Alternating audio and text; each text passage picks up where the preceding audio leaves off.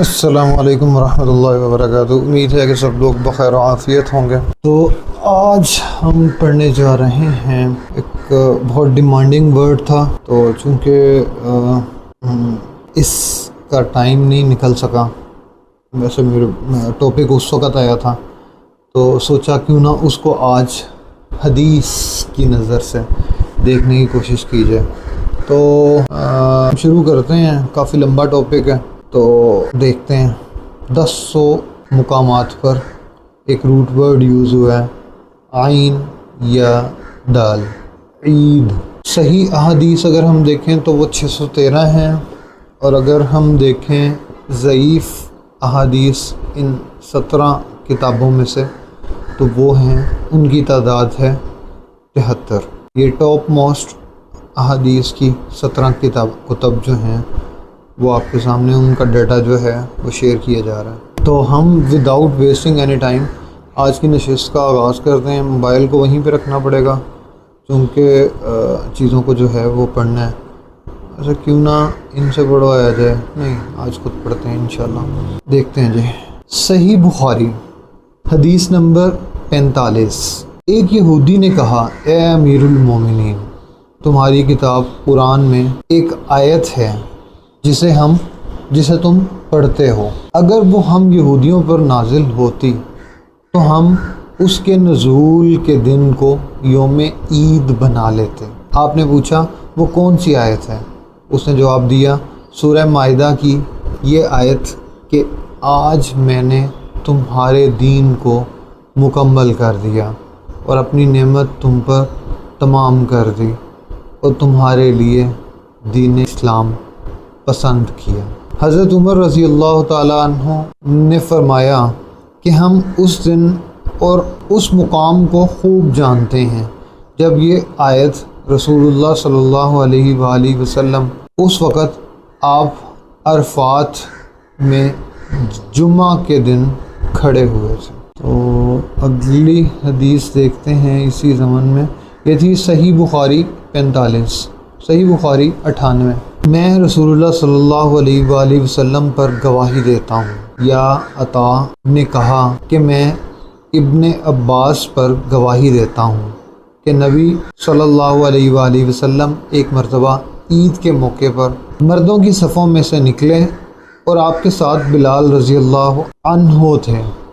آپ کو خیال ہوا کہ عورتوں کو خطبہ اچھی طرح نہیں سنائی دیا، تو آپ نے انہیں علیحدہ نصیحت فرمائی اور صدقے کا حکم دیا۔ یہ واعظ سن کر کوئی عورت بالی اور کوئی عورت انگوٹھی ڈالنے لگی، اور بلال رضی اللہ عنہ اپنے کپڑے کے دامن میں یہ چیزیں لینے لگے۔ اس حدیث کو اسماعیل بن علیہ نے ایوب سے روایت کیا۔ انہوں نے عطا سے کہ ابن عباس رضی اللہ عنہما نے یوں کہا کہ میں حضرت صلی اللہ علیہ وآلہ وسلم پر گواہی دیتا ہوں، اس میں شک نہیں ہے۔ امام بخاری کی غرض یہ ہے کہ اگلا باب عام لوگوں سے متعلق تھا اور یہ حاکم اور امام سے متعلق ہے کہ وہ بھی عورتوں کو واعظ سنائے۔ اس سے اگلی حدیث ہے 204۔ رسول اللہ صلی اللہ علیہ وآلہ وسلم عید الاضحیٰ یا عید الفطر میں عیدگاہ تشریف لے گئے۔ وہاں آپ عورتوں کے پاس سے گزرے اور فرمایا، اے عورتوں کی جماعت، صدقہ کرو کیونکہ میں نے جہنم میں زیادہ تم ہی کو دیکھا ہے۔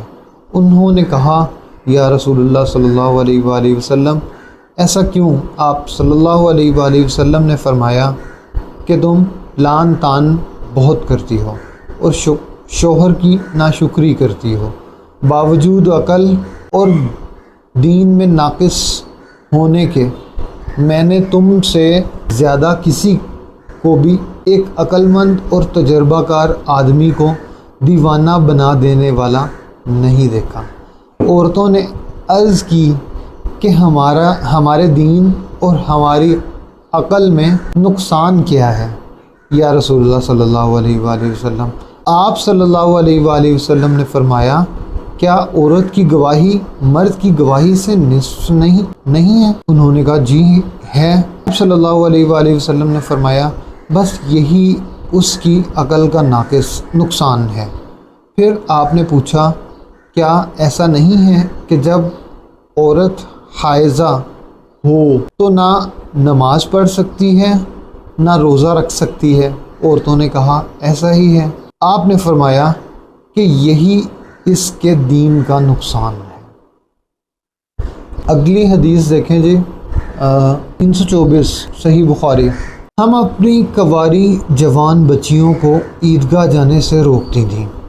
پھر ایک عورت آئی اور بنی خلف کے محل میں اتریں اور انہوں نے اپنی بہن ام عطیہ کے حوالے سے بیان کیا جن کے شوہر نبی صلی اللہ علیہ وآلہ وسلم کے ساتھ 12 لڑائیوں میں شریک ہوئے تھے اور خود ان کی اپنی بہن اپنے شوہر کے ساتھ 6 جنگوں میں گئی تھی۔ انہوں نے بیان کیا کہ ہم زخمیوں کی مرہم پٹی کیا کرتی تھی اور مریض کی خبر گیری بھی کرتی تھی۔ میری بہن نے ایک مرتبہ نبی صلی اللہ علیہ وآلہ وسلم سے پوچھا کہ اگر ہم میں سے کسی کے پاس چادر نہ ہو تو کیا اس کے لیے اس میں کوئی حرج ہے کہ وہ نماز عید کے لیے باہر نہ نکلیں؟ آپ نے فرمایا اس کی ساتھی عورت کو چاہیے کہ اپنی چادر کا کچھ حصہ اسے بھی اڑا دے، پھر وہ خیر کے موقع پر اور مسلمانوں کی دعاؤں میں شریک ہوں، یعنی عیدگاہ جائیں۔ پھر جب ام عطیہ آئیں تو میں نے ان سے بھی یہی سوال کیا۔ انہوں نے فرمایا میرا باپ آپ پر فدا ہوں۔ ہاں، آپ صلی اللہ علیہ وآلہ وسلم نے یہ فرمایا تھا۔ اور ام عطیہ جب بھی حضرت صلی اللہ علیہ وآلہ وسلم کا ذکر کرتی تو یہ ضرور فرماتی کہ میرا باپ آپ صلی اللہ علیہ وآلہ وسلم پر فدا ہو۔ انہوں نے کہا میں نے آپ کو یہ کہتے ہوئے سنا تھا کہ جوان لڑکیاں، پردے والیاں اور حائضہ عورتیں بھی باہر نکلیں اور مواقع خیر میں اور مسلمانوں کی دعاؤں میں شریک ہوں، اور حائضہ عورت جائے نماز سے دور رہے۔ حفصہ کہتی ہیں میں نے پوچھا کیا حائضہ بھی؟ تو انہوں نے فرمایا کہ وہ عرفات میں اور فلاں جگہ نہیں جاتی، یعنی جب وہ ان جملہ مقدس مقامات میں جاتی ہیں تو پھر عیدگاہ میں کیوں نہ جائیں۔ اگلی دیکھتے ہیں جی حدیث 494 رسول اللہ صلی اللہ علیہ وآلہ وسلم نے رسول اللہ صلی اللہ علیہ وآلہ وسلم جب عید کے دن مدینے سے باہر تشریف لے جاتے تو چھوٹے نیزے یعنی برچھے کو گاڑنے کا حکم دیتے۔ جب آپ کے آگے گاڑ دیا جاتا تو آپ اس کی طرف رخ کر کے نماز پڑھتے، وہ ستورہ جو ہے وہ بنا دیتے تھے اور لوگ آپ کے پیچھے کھڑے ہوتے۔ یہی آپ صلی اللہ علیہ وآلہ وسلم سفر میں بھی کیا کرتے تھے۔ مسلمانوں کے خلفاء نے اسی وجہ سے برچھا ساتھ رکھنے کی عادت بنا لی ہے۔ اگلی حدیث ہے جی صحیح بخاری 863 کیا تم نے عورتوں کا نکلنا عید کے دن حضرت صلی اللہ علیہ وسلم کے ساتھ دیکھا ہے؟ انہوں نے کہا ہاں دیکھا ہے، اگر میں آپ کا رشتہ دار عزیز نہ ہوتا تو کبھی نہ دیکھتا، یعنی میری کم سنی اور قرابت کی وجہ سے حضرت صلی اللہ علیہ وآلہ وسلم مجھ کو اپنے ساتھ رکھتے تھے۔ کثیر بن سلط کے مکان کے پاس جو نشان ہے پہلے وہاں آپ صلی اللہ علیہ وآلہ وسلم تشریف لائے، وہاں آپ نے خطبہ سنایا، پھر آپ صلی اللہ علیہ وآلہ وسلم عورتوں کے پاس تشریف لائے اور انہیں بھی واعظ و نصیحت کی۔ آپ صلی اللہ علیہ وآلہ وسلم نے ان سے خیرات کرنے کے لیے کہا، چنانچہ عورتوں نے اپنے چھلے اور انگوٹھیاں اتار کر بلال رضی اللہ عنہ کے کپڑے میں ڈالنی شروع کر دی۔ آخر حضرت صلی اللہ علیہ وآلہ وسلم بلال رضی اللہ عنہ کے ساتھ گھر تشریف لائے۔ 863 تھی صحیح بخاری، اب پڑھنے جا رہے ہیں 900۔ عمر رضی اللہ عنہ ایک موٹے ریشمی کپڑے کا چوغا لے کر رسول اللہ صلی اللہ علیہ وآلہ وسلم کی خدمت میں حاضر ہوئے جو بازار میں بک رہا تھا۔ کہنے لگے یا رسول اللہ صلی اللہ علیہ وآلہ وسلم آپ اسے خرید لیجئے، عید اور وفود کی پذیرائی کے لیے اسے پہن کر زینت فرمایا کیجیے۔ اس پر رسول اللہ صلی اللہ علیہ وآلہ وسلم نے فرمایا کہ یہ تو وہ پہنے گا جس کا آخرت میں کوئی حصہ نہیں۔ اللہ ریشم۔ اس کے بعد جب تک خدا نے چاہا عمر رہی، پھر ایک دن رسول اللہ صلی اللہ علیہ وآلہ وسلم نے خود ان کے پاس ایک ریشمی چوغا تحفے میں بھیجا۔ حضرت عمر رضی اللہ عنہ اسے لیے ہوئے آپ کی خدمت میں حاضر ہوئے اور کہا یا رسول اللہ صلی اللہ علیہ وآلہ وسلم آپ تو یہ فرمایا کہ اس کو وہ پہنے گا جس کا آخرت میں کوئی حصہ نہیں، پھر آپ صلی اللہ علیہ وآلہ وسلم نے یہ میرے پاس کیوں بھیجا؟ رسول اللہ صلی اللہ علیہ وآلہ وسلم نے فرمایا کہ میں نے اسے تیرے پہننے کو نہیں بھیجا بلکہ اس لیے کہ تم اسے بیچ کر اس کی قیمت اپنے کام میں لاؤ۔ اچھا جی، اس سے آگے ہے 950 نمبر حدیث صحیح بخاری کی، دیکھتے ہیں۔ اور یہ عید کا دن تھا، حبشہ سے کچھ لوگ ڈھالوں اور برچھوں سے کھیل رہے تھے۔ اب یا خود میں نے کہا یا نبی صلی اللہ علیہ وآلہ وسلم نے فرمایا کہ کیا تم یہ کھیل دیکھو گی؟ میں نے کہا جی ہاں۔ پھر آپ صلی اللہ علیہ وآلہ وسلم نے مجھے اپنے پیچھے کھڑا کر لیا، میرا رخسار آپ کے رخسار پر تھا اور آپ فرما رہے تھے کھلو اے بنی ارفدہ، یہ حبشہ کے لوگوں کا لقب تھا۔ پھر جب میں تھک گئی تو آپ صلی اللہ علیہ وآلہ وسلم نے فرمایا بس۔ میں نے کہا جی ہاں۔ آپ صلی اللہ علیہ وآلہ وسلم نے فرمایا کہ جاؤ۔ اس کے بعد ہے صحیح بخاری 951۔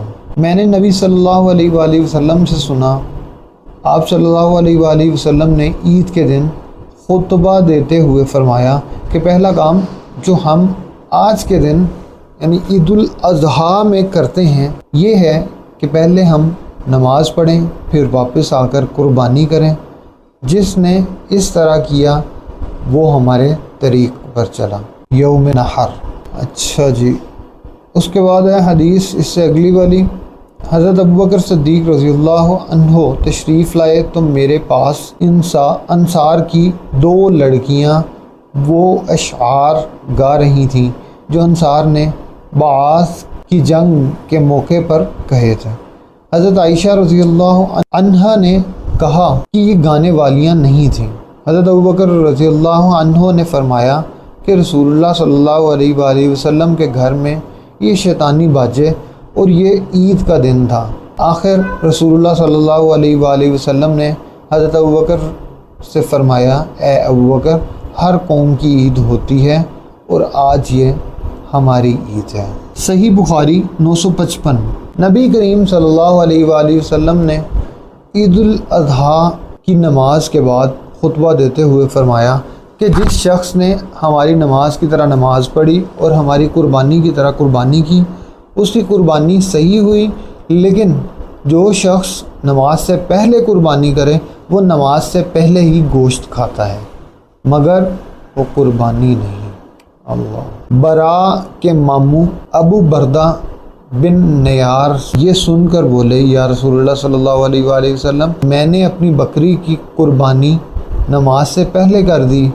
میں نے سوچا کہ یہ کھانے پینے کا دن ہے، میری بکری اگر گھر کا پہلا ذبیحہ بنے تو بہت اچھا ہو۔ اس خیال سے میں نے بکری ذبح کر دی اور نماز سے پہلے ہی اس کا گوشت بھی کھا لیا۔ اس پر آپ نے فرمایا کہ پھر تمہاری بکری گوشت کی بکری ہوئی۔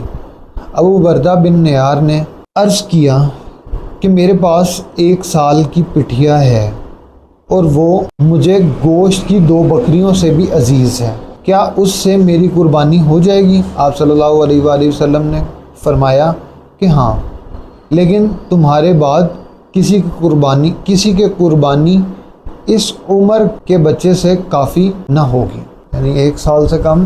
تو آگے چلیں جی، نبی کریم صلی اللہ علیہ وآلہ وسلم، اچھا جی یہ والی بھی، نبی کریم صلی اللہ علیہ وآلہ وسلم عید الفطر اور عید الاضحیٰ کے دن کے باہر عیدگاہ تشریف لے جاتے ہیں تو سب سے پہلے آپ نماز پڑھاتے ہیں۔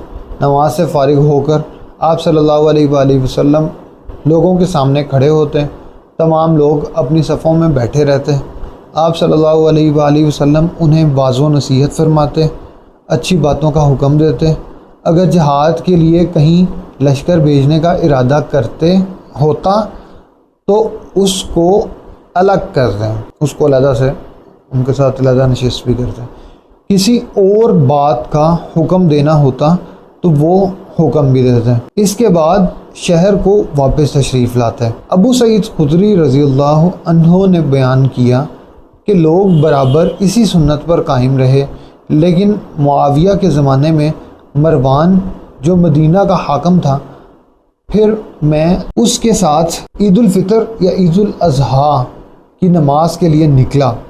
ہم جب عیدگاہ پہنچے تو وہاں میں نے کثیر بن خلط کا بنا ہوا ایک منبر دیکھا۔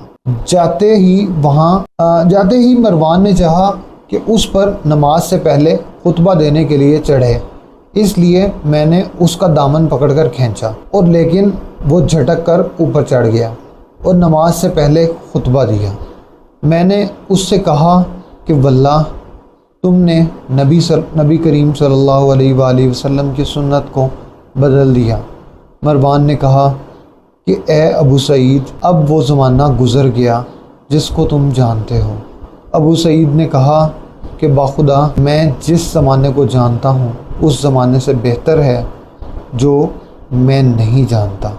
مروان نے کہا کہ ہمارے دور میں لوگ نماز کے بعد نہیں بیٹھتے، اس لیے میں نے نماز سے پہلے خطبے کو کر دیا۔ اصولاً ویسے نماز کے یہ تو پرانی باتیں ہو گئی ہیں، پہلے بھی یہ ٹاپکس ہوئے ہیں۔ عید کے دن نبی کریم صلی اللہ علیہ وآلہ وسلم کھڑے ہوئے، پہلے آپ نے نماز پڑھی، پھر خطبہ دیا۔ اس سے فارغ ہو کر آپ صلی اللہ علیہ وآلہ وسلم عورتوں کی طرف گئے۔ اب دیکھیں نا، ہر ایک کے اندر آ رہا ہے، پہلے نماز پڑھی پھر خطبہ دیا، پہلے نماز پڑھی پھر خطبہ دیا۔ یا اب اس میں بھی تواتر چاہیے آپ لوگوں کو، جی وہ نہیں بیٹھتے جی تو اس طرح جی وہ اس طرح جی، چھوڑیں پھر وہ والی چیزیں بھی جن کے اوپر آپ جھگڑنا چاہتے ہیں۔ اور انہیں نصیحت کی۔ آپ صلی اللہ علیہ وآلہ وسلم بلال رضی اللہ عنہ کے ہاتھ کا سہارا لیے ہوئے تھے، اور بلال رضی اللہ عنہ نے اپنا کپڑا پھیلا رکھا تھا۔ عورتیں اس میں خیرات ڈال رہی تھیں۔ میں نے اس پر عطا سے پوچھا، کیا اس زمانے میں بھی آپ امام پر یہ حق سمجھتے ہیں؟ کیا اس زمانے میں بھی آپ امام پر یہ حق سمجھتے ہیں کہ نماز سے فارغ ہونے کے بعد وہ عورتوں کے پاس آ کر انہیں نصیحت کرے؟ انہوں نے فرمایا، بے شک یہ ان پر حق ہے، اور سبب کیا جو وہ ایسا نہ کریں، مطلب کیا وجہ ہے جو اس طرح نہیں کریں، سبب کیا ہے اس کا؟ صحیح بخاری، اچھا یہ تواتر کے ساتھ صحیح بخاری کے اندر چل رہی ہیں، تو میرا خیال ہے آج ہم صحیح بخاری اور صحیح مسلم کو دیکھ لیں گے اگر ہو سکا، ابھی تو صحیح بخاری لمبا چلنا ہے۔ میں عید کے دن نبی کریم صلی اللہ علیہ وآلہ وسلم اور ابوبکر، عمر اور عثمان رضی اللہ عنہم سب کے ساتھ گیا ہوں۔ یہ لوگ پہلے نماز پڑھتے پھر خطبہ دیا کرتے تھے۔ اب بتائیں جی، مطلب نبی سے بھی ثابت، اس کے بعد خلفائے راشدین سے بھی ثابت، ٹھیک ہے، ہو گئی عید۔